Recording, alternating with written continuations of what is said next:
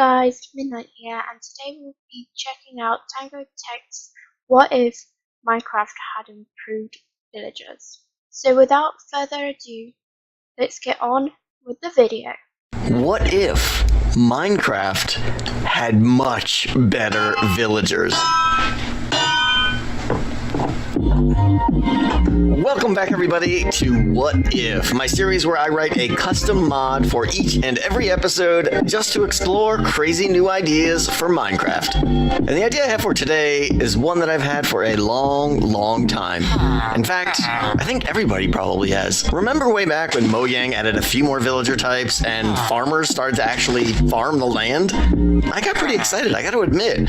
It seemed to suggest that villagers were going to get updated and improved quite a bit. But then Mojang just sort of stopped. No more updates to villagers. I'm going to pause it there. I'm just going to say I totally agree with Tango 100%, and that the villagers should have had more updates. So let's see what Tango's going to do about that.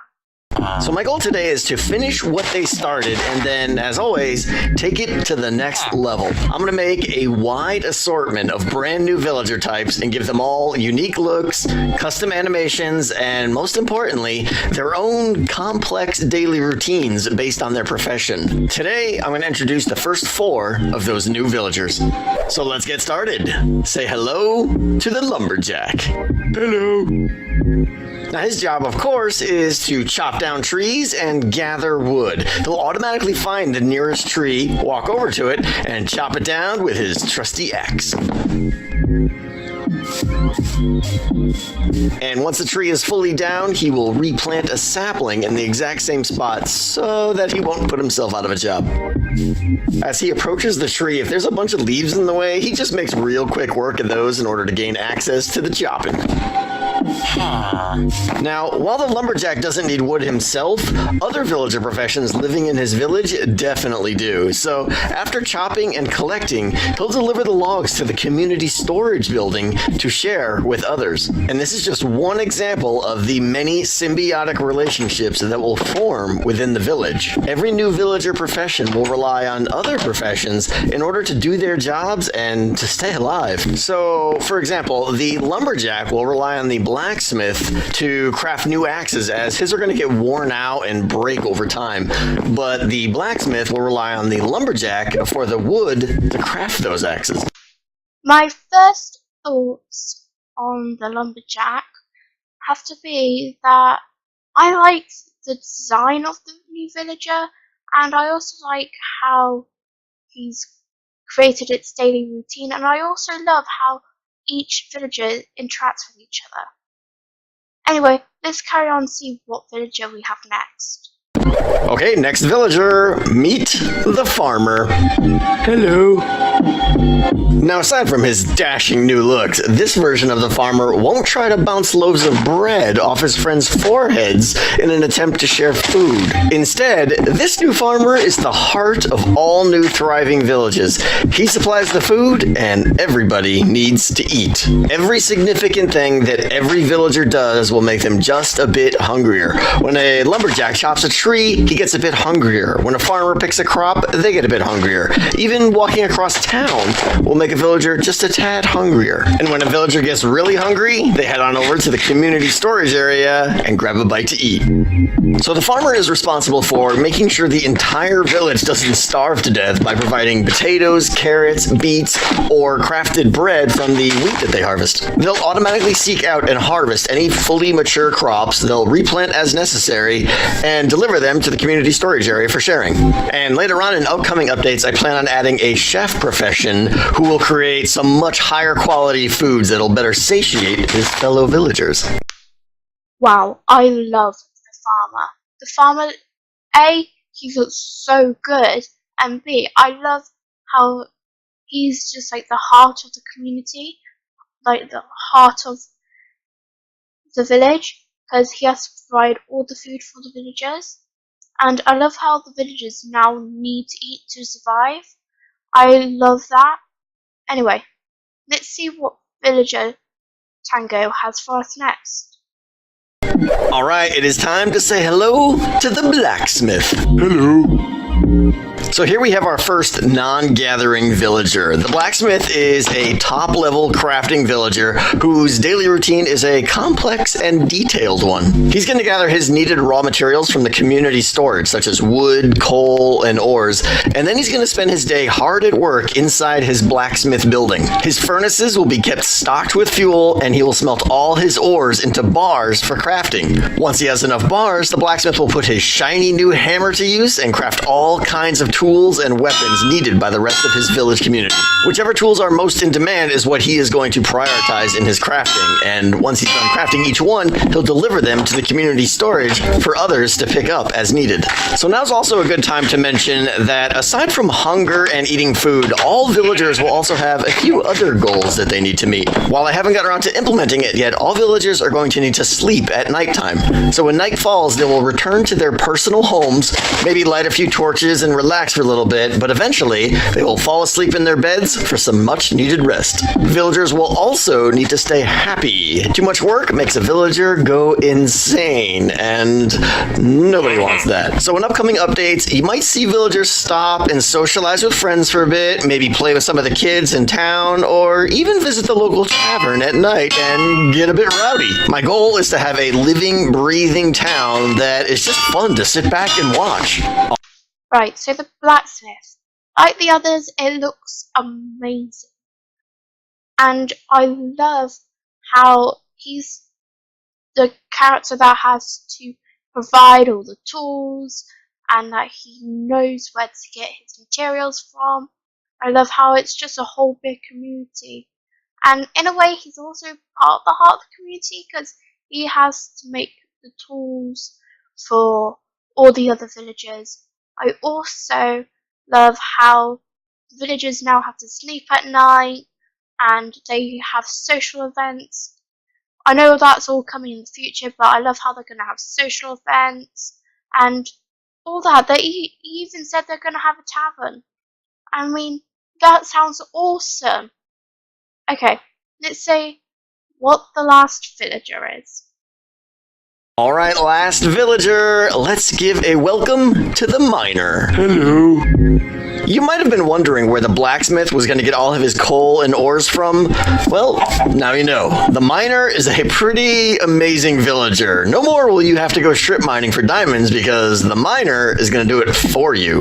With a little setup from the player, he will go deep underground and mine long strips looking for anything valuable. He will maintain the mine shafts as he extends them, repairing the walls as necessary. He will avoid lava, and of course, he'll keep an eye out for all valuable resources to take home. Also, as long as the miner has a few coal and some sticks, he will craft torches and keep the mines lit up to prevent mob spawns. Any good resources he finds will eventually be returned to the community storage, mostly to be used by his friend the blacksmith. The miner relies on the blacksmith to supply new pickaxes as well as the farmer to keep him fed. Now, I do want to mention that getting the miner working was a massive amount of work. You see, getting a villager to find a deep mine shaft underground and successfully navigate there from across town is no minor task.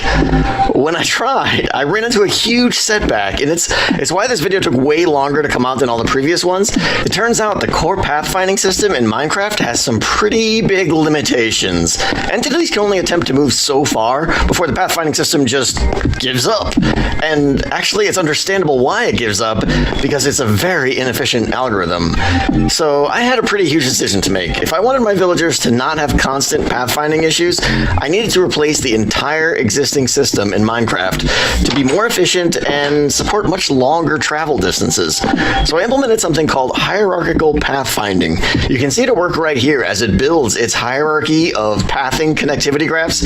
Now, I'm not going to go into all the technical details of what's happening because I could talk for about 20 minutes, but let's just say it's extremely cool and it works absolutely fantastic for Minecraft. Villagers can travel to anywhere within this graph with very minimal CPU overhead, and honestly, if Mojang was just to put this new system into the vanilla game, it would be a huge performance and gameplay. Oh my. Wow. That must have taken so much work to just do one villager. I mean, look, that just looks complicated.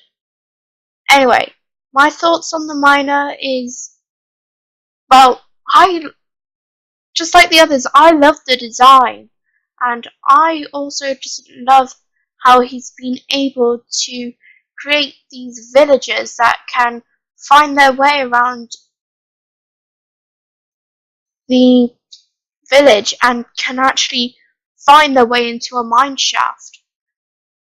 Anyway, let's see what else he has in this video. This was the last villager in this video. So let's see what else Tango has to say. Improvement. Alright, so these villages aren't going to exactly flourish by themselves. I mean, the villagers will keep doing their jobs and keep things moving along, but to expand, they're going to need some help. They're going to need new buildings built, new machines and tools like anvils and crafting blocks and beds, just to name a few. And this is where you, the player, comes in. Your job is to be mayor and chief architect of your thriving community. And while you could use the buildings generated with a default boring village, it'd be much more fun to make your own beautiful custom village. Just start from scratch and you get to decide how your town looks and how to lay out all your buildings to best optimize your villagers' daily routines. You'll also be deciding which types of villagers you want to add to your town based on how things are going. And of course, you'll need to monitor them all and make sure they all have their needs met and are happily doing their jobs. Now, unlike existing villages, these new villages will have many different kinds of buildings or structures in them. Different structures will have different purposes, and the villagers will use them accordingly. You can build them in any style you'd like and in any location and with any blocks. All you need to do is identify the type of building it is so that the villagers can use it correctly. And this is done by simply placing an item frame next to or above the door frame and putting the correct item type in that frame. So, for instance, the community storage will have a chest, the blacksmith will have an anvil, and each of the mine shafts will have an iron ingot. The more spacious the interiors of all your buildings are, the happier the villagers inside them will be. Also, each building type has a very specific set of things that can be placed inside it that the villagers will interact with. The community storage area needs a bunch of chests, the blacksmith needs furnaces and an anvil, houses need beds. It's up to you to decide where to place all these items and how to decorate your interiors. Your villagers will find what they need and get to work. Alright, now I want to stress that what I'm showing you here today represents a huge amount of infrastructure and foundation work, but it is only a very tiny percentage of what this mod will include when it's done. There are so many more villagers and structure types and features I plan to add. Now to answer a question that many of you, I'm sure, are probably asking, yes, I do plan on publicly releasing this mod when it is done, but not until it is done, so please do not ask me when it will be ready. Given that there is so much work involved in this mod and so much more to come, there's going to be more what-if videos that will cover all the future updates. And I'm also considering doing something pretty special for this mod. I'm thinking of doing a short single-player sort of Let's Play series of videos here on my channel where I start from scratch and build a huge, full, self-supporting city with dozens, if not hundreds, of new villagers. So please, let me know what you think of everything. I mean, what villagers would you like to see added? What design choices would you make? Are you interested in seeing that small video series where I grow a city and explain the mod in much more detail before releasing it to the public? Leave a comment as always, and thank you guys so much for all the support on the What If series. I really, really appreciate it. And of course, I have to give a huge thank you to my amazing Patreon supporters that built this just absolutely incredible village. Without you guys... So my final thoughts on this mod that Tango is creating is just, oh my god, I am in love with it. I cannot wait for it to be released. And I will be having a look at the other videos on this mod that Tango has created, so let me know if you want to see that. And also, just like Tango, I would love to do a Let's Play using this mod, so please let me know if you want to see that, because I would love to do that. Anyway, the rest of this, the bits that I haven't spoken about, like being able to be mayor of the town, is just like you actually get to interact with all the villagers. You get to help create a community. So it's not just you by yourself playing the game. It gives you like if you've just played normal Minecraft straight through, you get all like the OP stuff. You killed the Ender Dragon, killed the Wither, done all that, and got nothing left to do. And I think that after that you could just like set a town and do basically like a game within a game and make your whole community your own village. And I think that is amazing. Anyway, that's where I'm going to leave today's video at.